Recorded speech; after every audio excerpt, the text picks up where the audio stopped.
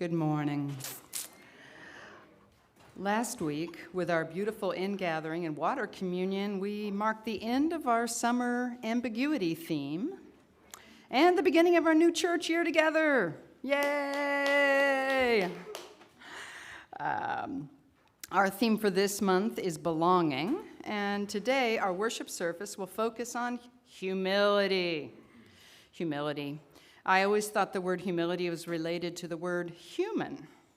Actually, humility is related to the word earth, or in Latin, humus. And the word human itself, is also related to the Latin word humus, humans, meaning of the earth, separate from the gods. Even as I delve into dictionaries to think about the word humility, I can feel myself pushing away the actual emotion of humility. I know I am reaching for these layers of human definitions in books to buffer the power of that word. Humility, humiliation, to be humbled. Maybe you can think of a time you were brought to earth and humbled. Maybe you were confident in school about passing a test and, oops, you did not pass the test. Maybe you dropped a ball and your team lost the game and the crowd was upset. Maybe you told somebody they were wrong about something, and in fact, you later realized you were the one who was wrong. These humbling experiences sting, and they can stay with us as lessons. Stand alone under the stars, swim in the wide ocean, stand on a mountaintop. Being humble is also to realize how small we humans are in the face of cosmic time. If I can be humble or of the earth in the face of my human frailty and the vastness of cosmic time, I can accept other humans in this same situation. And if I can accept other humans, I can maybe accept myself. We may feel alone when we are brought to earth and humility fills us, but consider humility as a feeling of belonging. You are like the rest of your human siblings. I am like the rest of my human siblings. They are like you. You are like them. Come, let us worship together.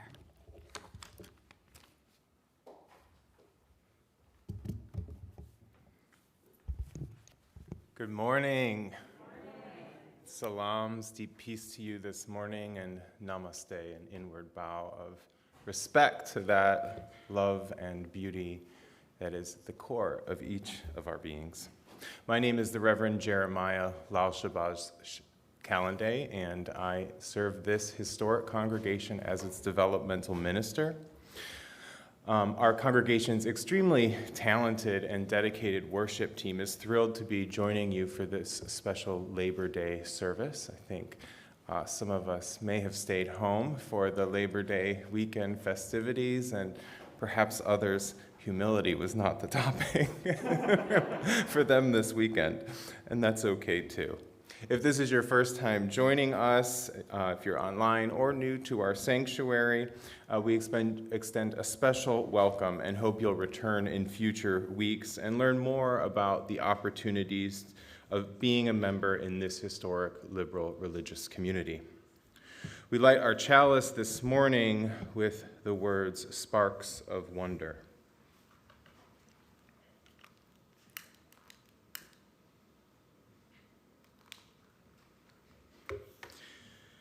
May the light of this chalice spark wonder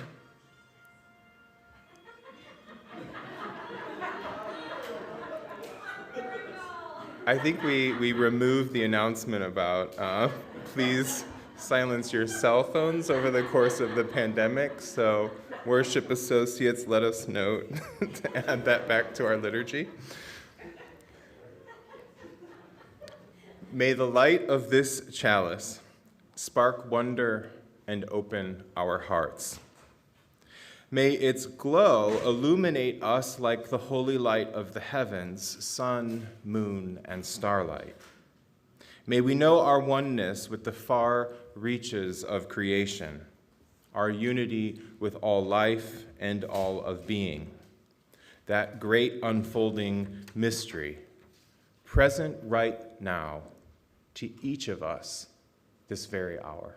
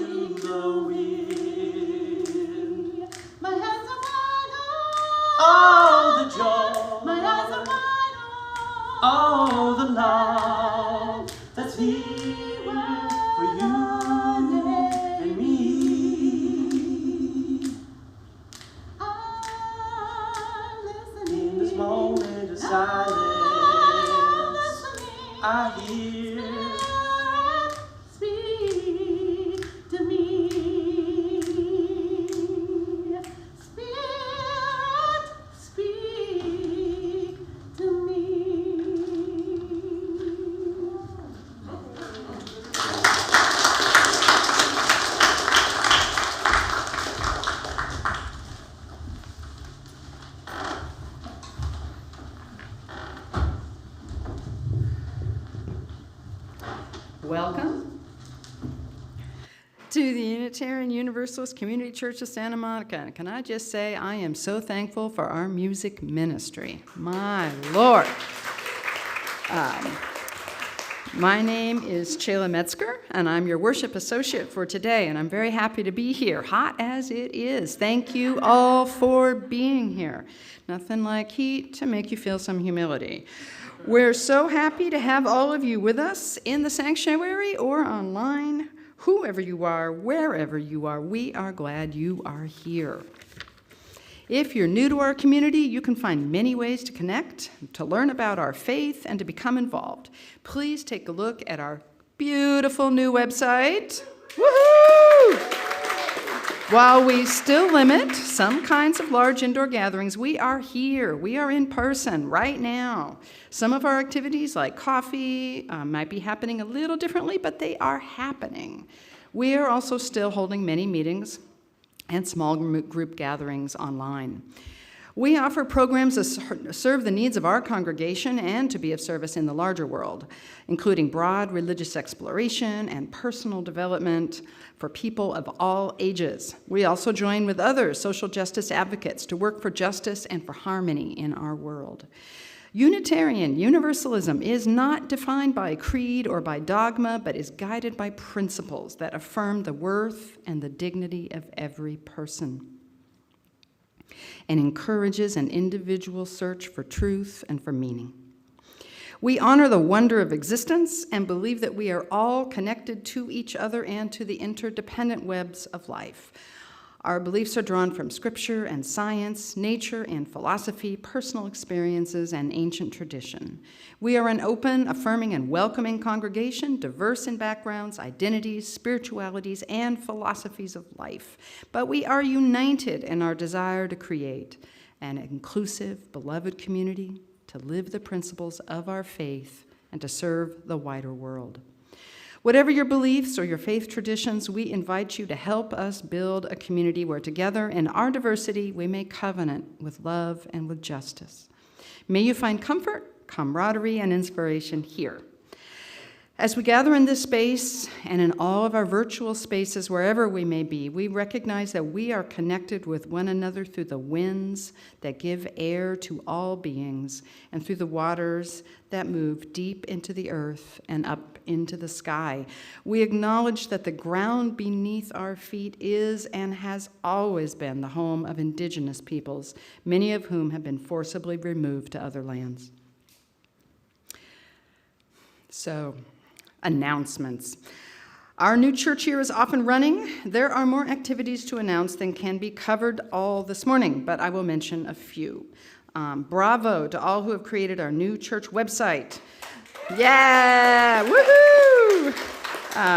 It's at UUSM.org. Lois Hutchinson has organized a website welcome wagon on September 9th, which will give members a chance to tour the website and ask questions. This will happen on the 9th from 4:30 to 6 in the coffee hour Zoom room, so look online for more about that. Due to construction, much needed, the only bathrooms available on our campus are 3 in the cottage, over that away, and 1 in the back and to the left. We appreciate everyone's understanding during this time. Camp, just got to say, we have our church family camp the week this coming up. Yeah! At our beloved de Benville Pines near Big Bear, and it's the weekend of September 16th and 18th to 18th. There are still some spots available. You can go outside after the service and find out more. Please check out the website for youth religious education activities this September and October. Today there will be yoga, art, sharing, and a snack in the cottage directly after the Time for All Ages. Finally, under the guiding hands of our program director, Norm Ritchie, and our dear Reverend Jeremiah Kalendae, we will be one of 5 congregations to pilot an exciting new leadership program developed especially for UU congregations. The program represents a unique opportunity for our members to build and deepen their leadership capacities within the life of the congregation and in the broader world. Find out more on our website. Think about applying by September 10th. Joe, Yes, Norm. I have one more announcement. Oh, wait, come on up. Breaking news. If you're a visitor today, we're having visitor meetup in the cottage at 11:45. So grab a coffee, come join us. Thank you, Norm.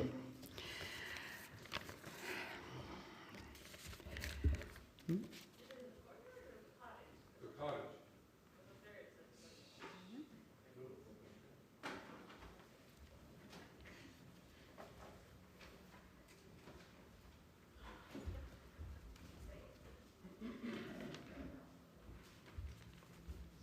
Hello, please rise in body or in spirit for our opening hymn. This is 1027 in your teal hymnal. We're going to be singing verses 1 and 3, Spanish, English, and Spanish and English.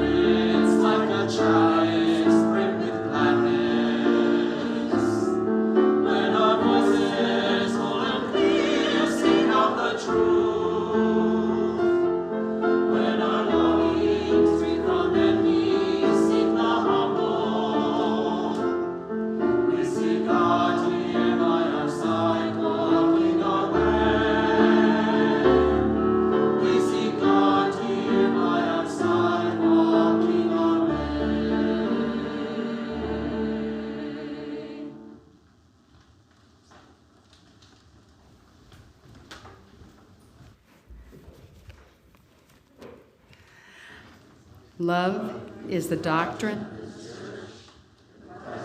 truth is its sacrament, and service is its prayer, to dwell together in peace, to seek knowledge in freedom, to serve humankind in fellowship.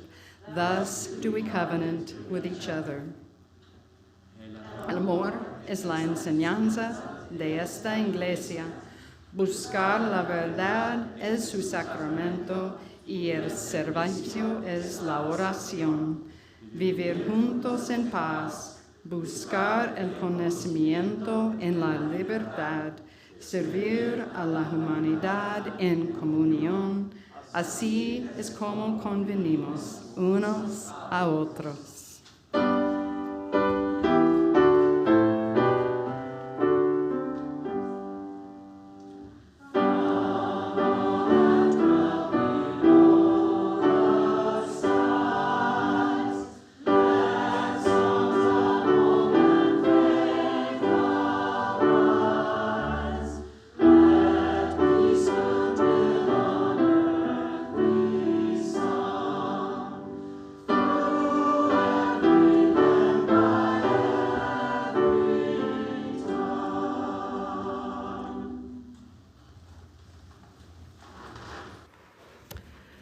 I know it is hot. I do want to note that there is water out in the back for anyone who needs water during the service.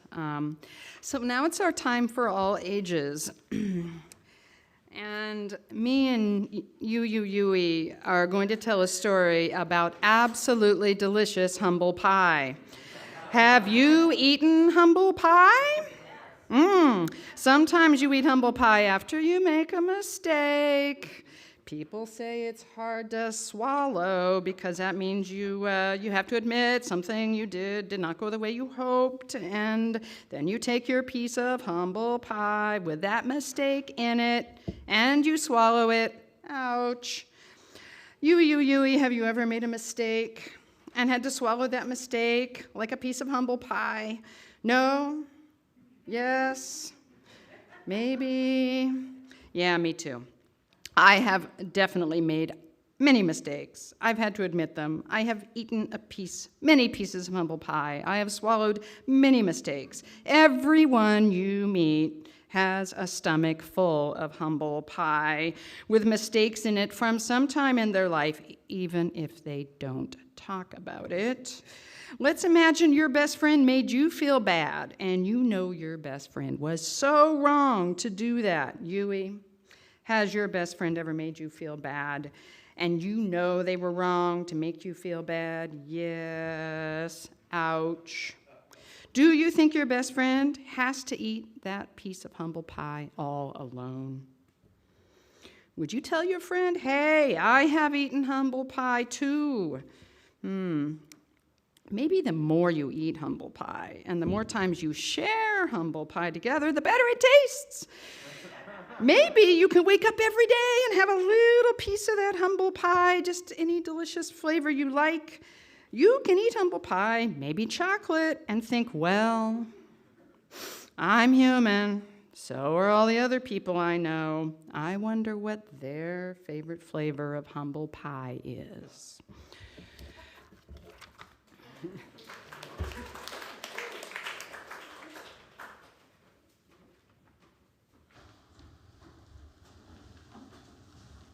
We're singing our Song of Blessing, 114, and we're going to be singing only verses 1 and 3.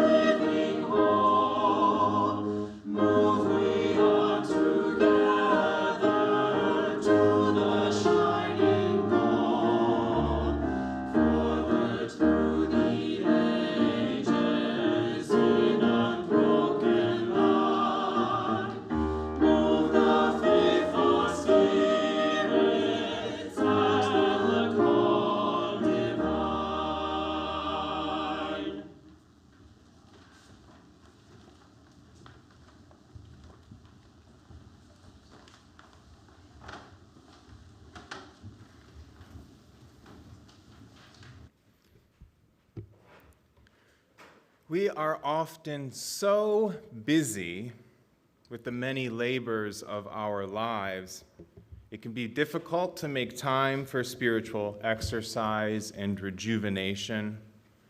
but we must if we are to live lives that are sustainable, filling, and whole. Now, we reserve this time in our services for spiritual exercise, mindfulness, and even rest.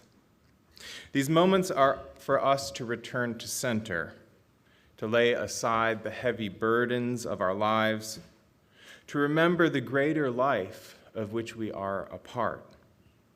It is a time for us to cultivate spaciousness through reflection, prayer, and silent meditation.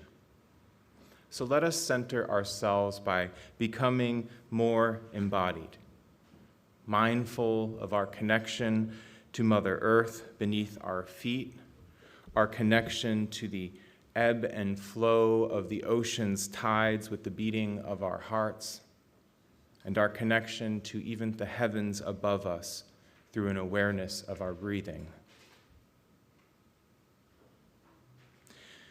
In this embodied awareness, let us rest from our labors this Labor Day weekend in a deep sense of connection and oneness with all of being. And I have two quick announcements.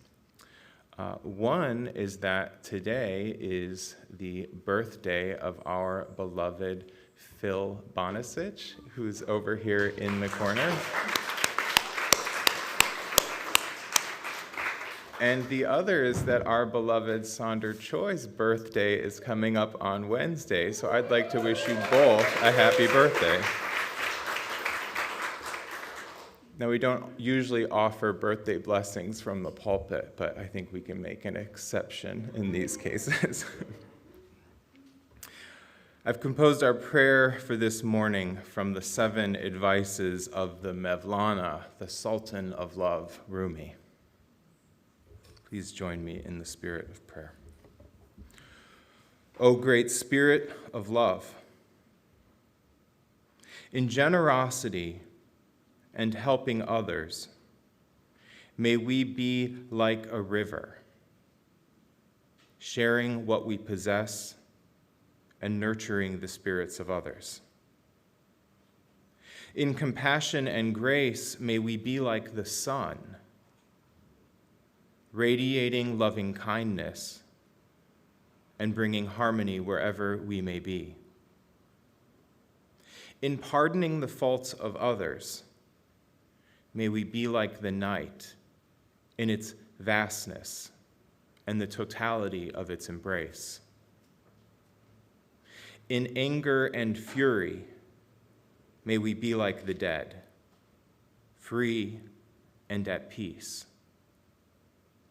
In modesty and humility, may we be like the earth, beautiful and aware of our wholeness. In tolerance, may we be like the sea, knowing the shores of our beings and still stretching towards the far horizon. May it be so.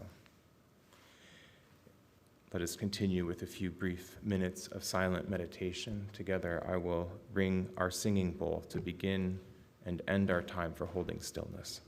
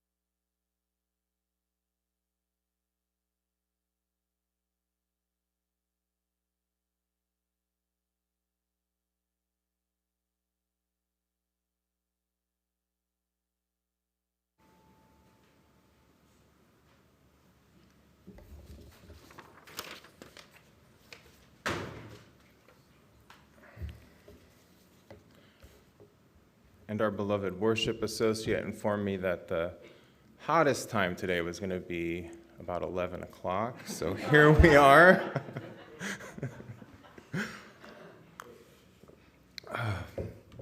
So our theme for spiritual reflection this month is belonging.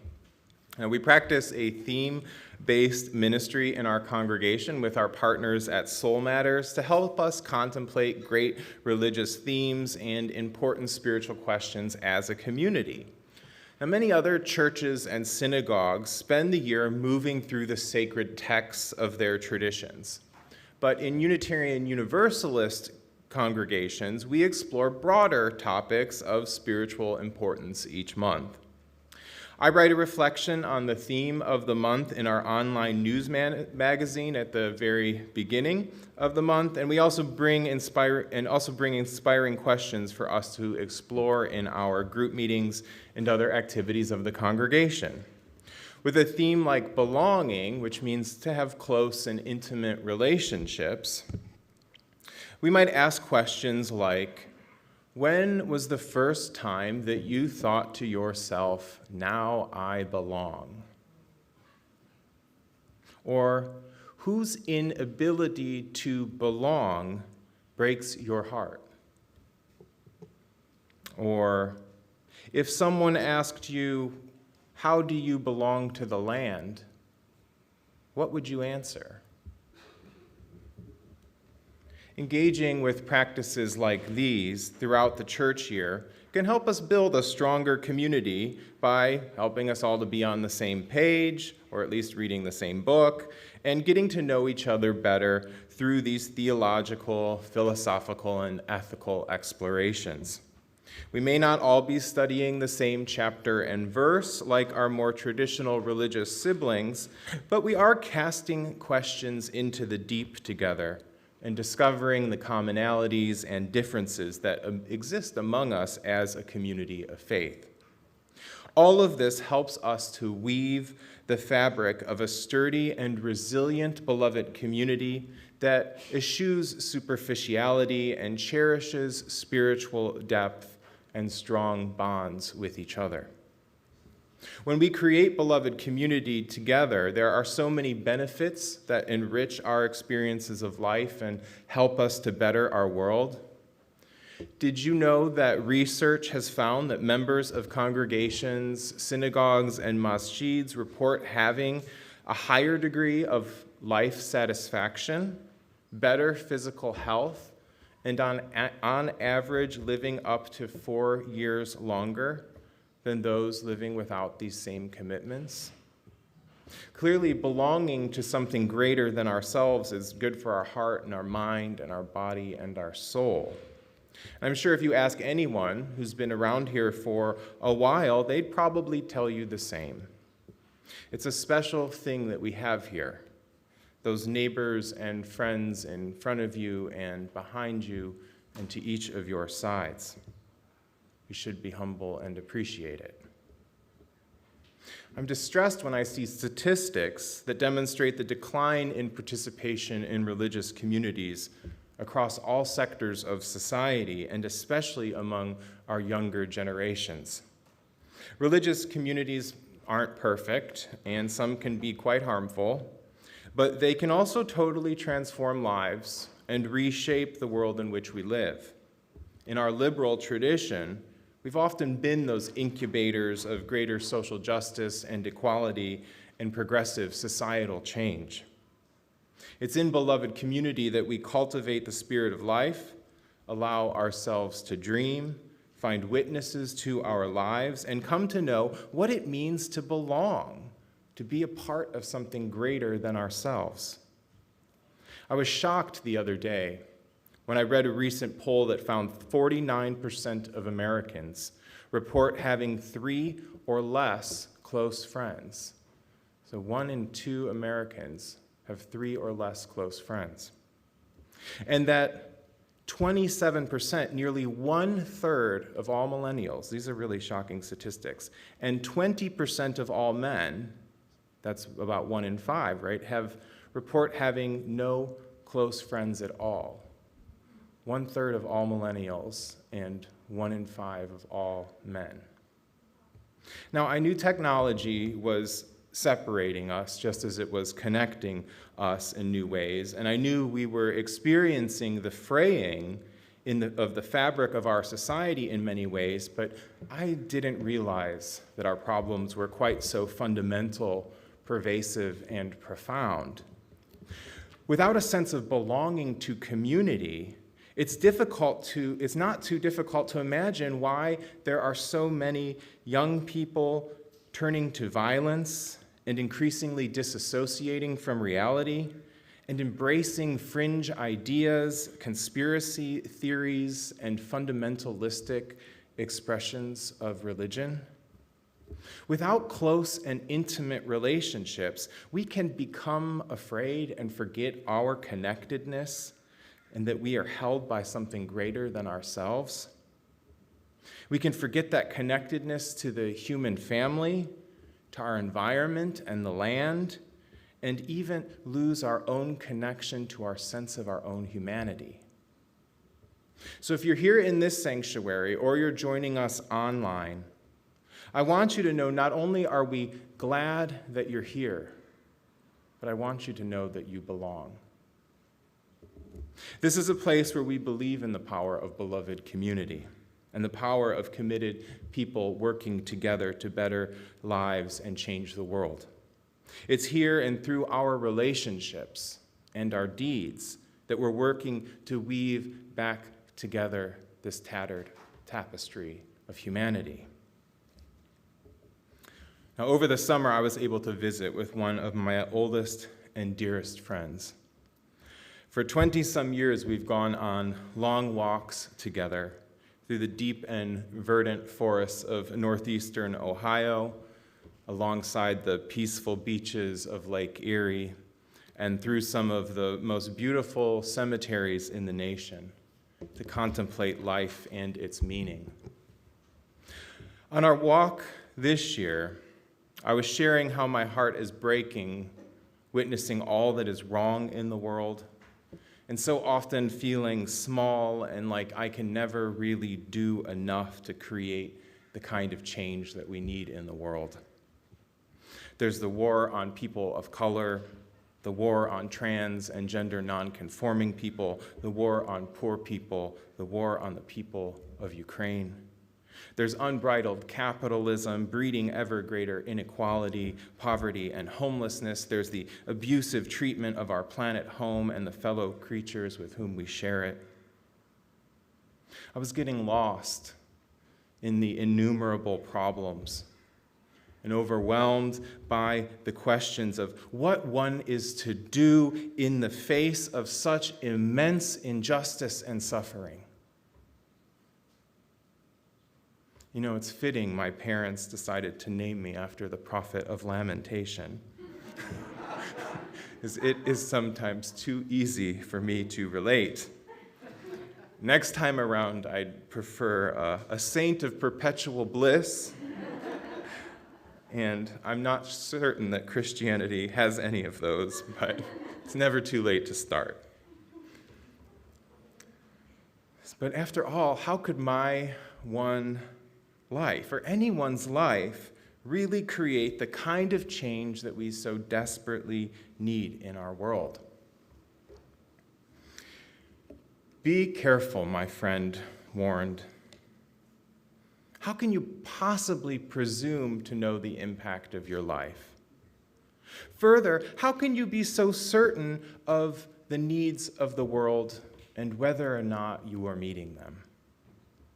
We rarely know the impact our lives have on others, or the ways in which our lives help to shape and change our world in important ways. So much of life's meaning is hidden from us, she reminded me. And often things that we think are so important, that have to happen, or else we're a failure, hold little or no importance in the grand scheme of things. And equally often, things that we may think are so insignificant end up having the greatest significance to our lives. Her words struck me with their penetrating truth, and in an instant my worries fell away and I was humbled before my life. I knew that deep within me, what she shared was true and profound.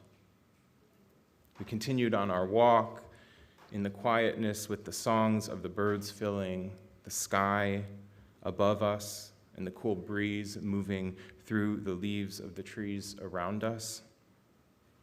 The peace of the forest seemed to reveal the way of humility in those moments. The prophet Micah in the Hebrew scriptures extolled, "What does Hashem require of you but to act justly, to love mercy, and to walk humbly with the divine?" In the Christian Gospels, the prophet of Galilee taught his followers to humble themselves.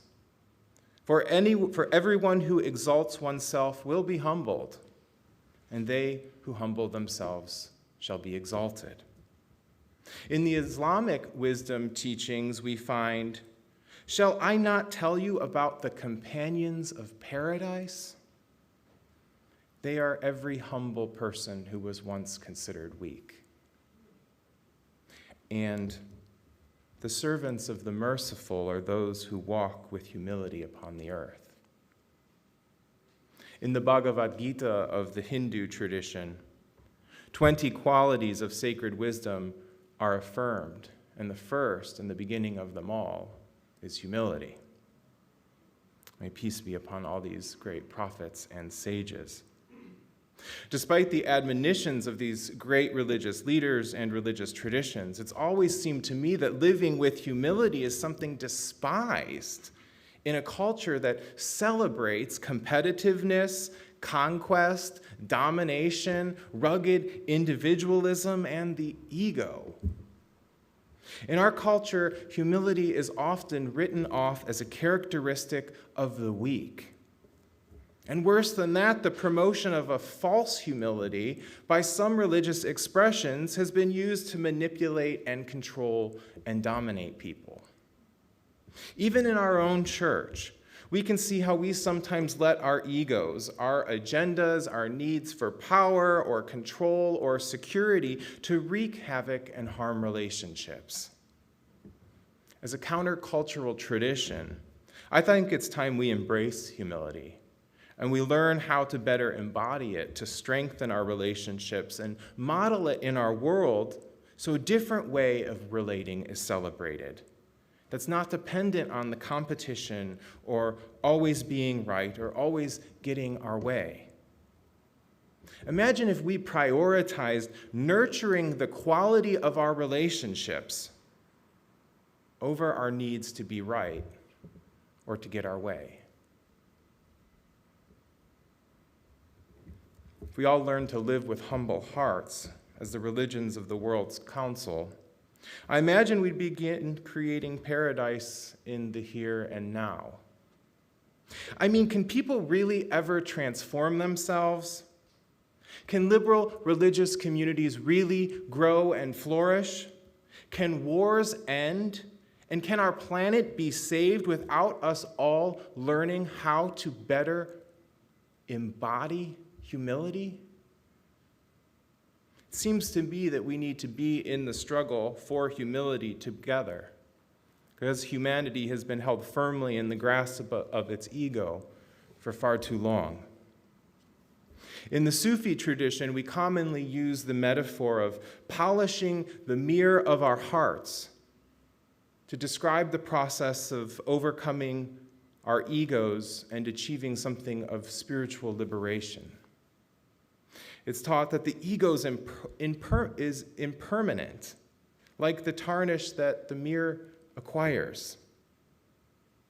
It's debris that collects from the events of our lives. It's all the stuff we acquire in the process of learning to survive and thrive that isn't particularly helpful. The fears and negativities and traumas and conditioning that we experience throughout all of our life And then we often learn to identify with and to even embrace. And yes, some of these things do help us to grow as people and to self-actualize, but more often than not, they diminish our senses of ourselves. Living with these experiences for so long, our egos can close in on ourselves, and we can forget the striving for our higher natures that is at the essence of our beings. This is when our hearts harden, a common religious metaphor, and we become less and less capable of giving and receiving the love that we deserve. Hearts were not meant to be hardened. They're meant to be fresh and full of life. When we polish the mirrors of our hearts, we don't lose ourselves in that process of removing the tarnish, but we lose that which keeps our truest and highest and most beautiful nature from shining forth. We polish the mirrors of our hearts through the sustained efforts of spiritual exercises that help us to center love and compassion, ongoing processes of self-examination, including good counseling and therapy, practicing giving and receiving forgiveness and mercy, and belonging to and participating in the larger community of life. With humility, we open ourselves to a greater wholeness within and a deep belonging with and among. When that true brilliance of our inner beings becomes capable of reflecting all the beauty, wisdom, serenity, and majesty that encompasses us and pervades the world, life reveals itself to us as it is, whole and holy. So let us be among those who go about this important work and find paradise in our midst. Let us count ourselves among those who strive to do justice, to love mercy, and to walk humbly upon the earth. May it be so. Amen, and blessed be.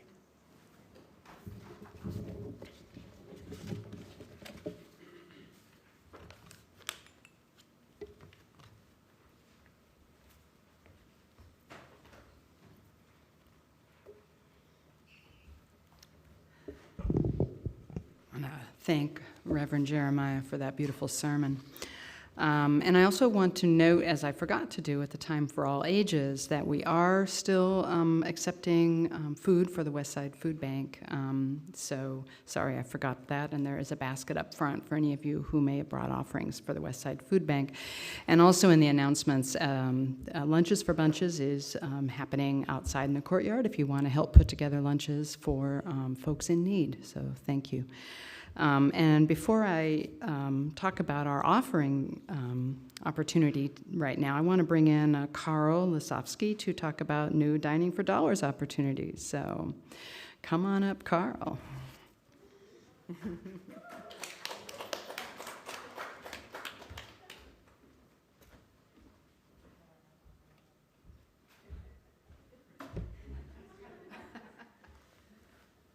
I was waiting for a slide. It's going to come right now. Hello, everybody. Thank you to the worship team. Pardon? Microphone. Thank you. Hello, everybody.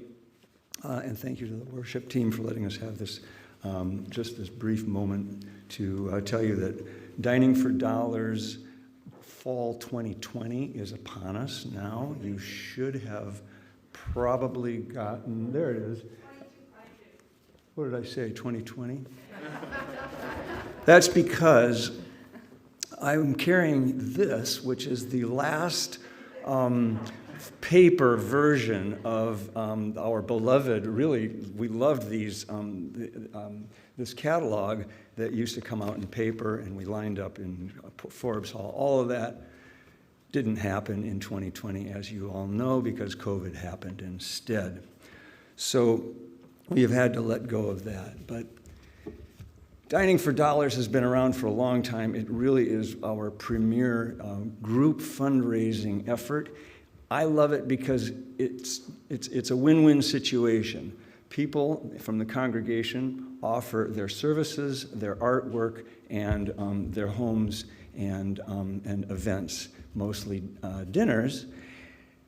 People from the congregation bid on them, and the church makes money, and we all have a good time at the party. So what's not to like? For that to happen, though, we all have to participate. It starts with people offering events or artwork or goods and services, dinners at your home, but people also put on dinners, at restaurants.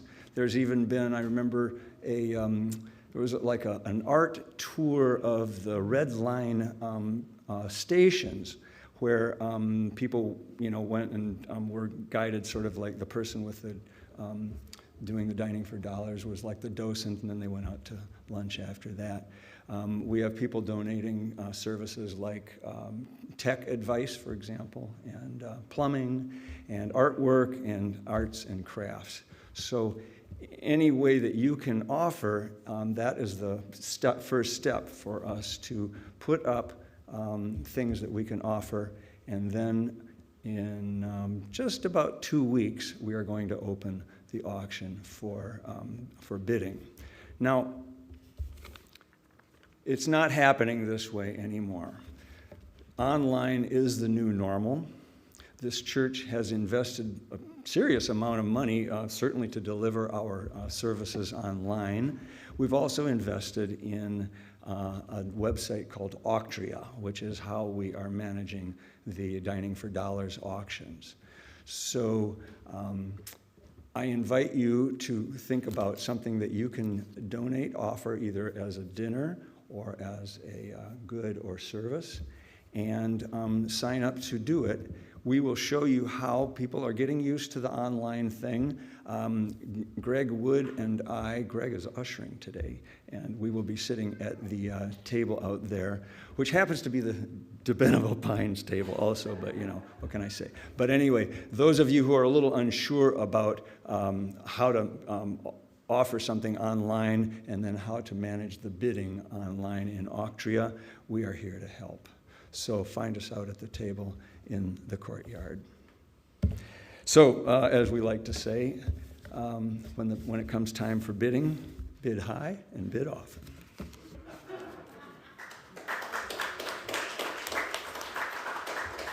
Great, thank you, Carl. So our practice is to dedicate half of our non-pledged Sunday offerings to organizations doing work that advances our Unitarian Universalist principles. The other half is used to support the life of our church. This month, UUA Disaster Relief Fund will receive 50% of our offerings. Disasters impact our congregations and their communities with increasing rapidity, from natural disasters like wildfires and hurricanes to human-caused calamities. UU congregations, their members, and their community partners bear the impact. The Unitarian Universalist Association UUA Disaster Relief Fund is part of a covenant between the UUA and congregations, and between congregations who give generously and those in need. And also, working with our community partners. Donations from across the nation allow the national organization to respond quickly and flexibly. Grants can be used to repair damage to congregational buildings and for temporary relocation if needed, to help members and friends who require housing assistance, and to support partner organizations that serve the community on the scene, particularly those that would not be eligible for any other kind of funding. Our ushers will now collect the offering in the sanctuary. You may also donate by text, online, with our website, or by check.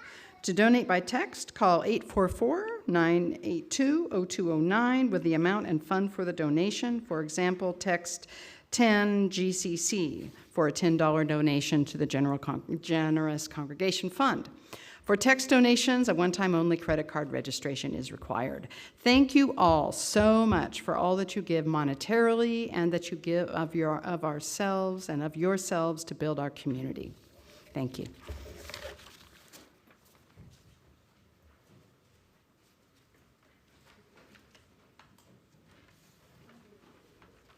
him, but to man to judge himself. 'For each one has received according to his own work. Let him judge himself.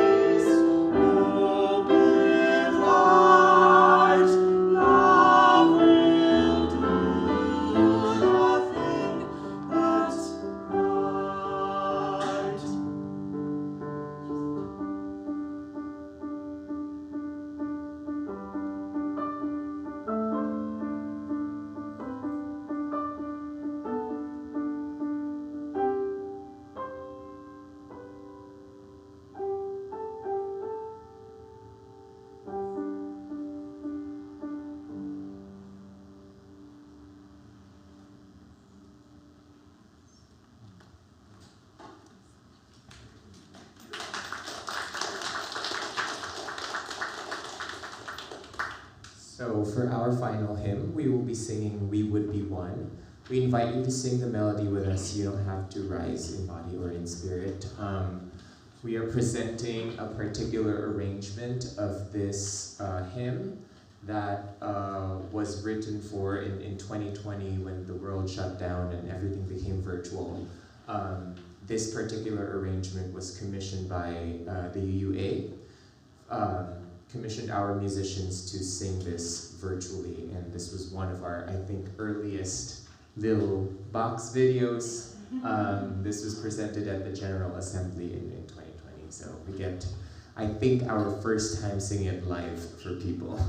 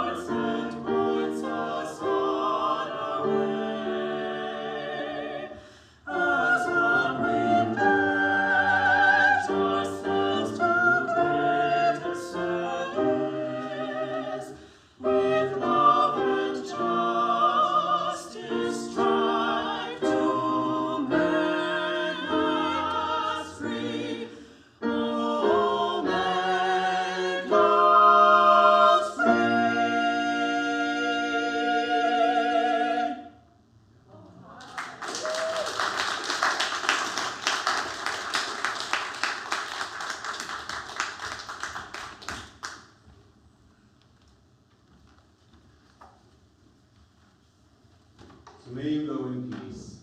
May you hold fast to that which is good, returning to no person evil for evil.